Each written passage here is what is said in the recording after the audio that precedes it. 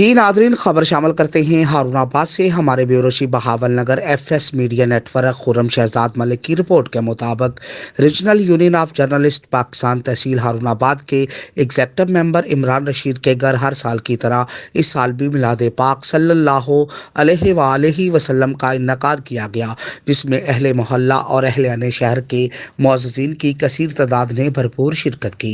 मुकामी नात खां इमरान कादरी, कारी दीन मोहम्मद और चिश्तिया से आए हुए नात खां डॉक्टर जमील अख्तर फरीदी और दीगर नात खां हजरात ने हदिया नात सरवरे कौनैन पेश करके सबके दिलों को मोह लिया। इलाका की मशहूर व मारूफ हस्ती पीर कामल सैयद मुस्तनसर हुसैन हजाजी ने खसूसी रूहानी अंदाज में जलवा अंगेज बयान पेश करके महफिल में मौजूद तमाम आशिकाने रसूल के दिलों को मुनव्वर किया।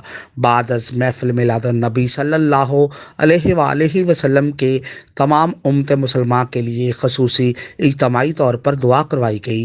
महफिल मिलाद के इख्तिताम पर लंगर का वसी इंतज़ाम भी किया गया।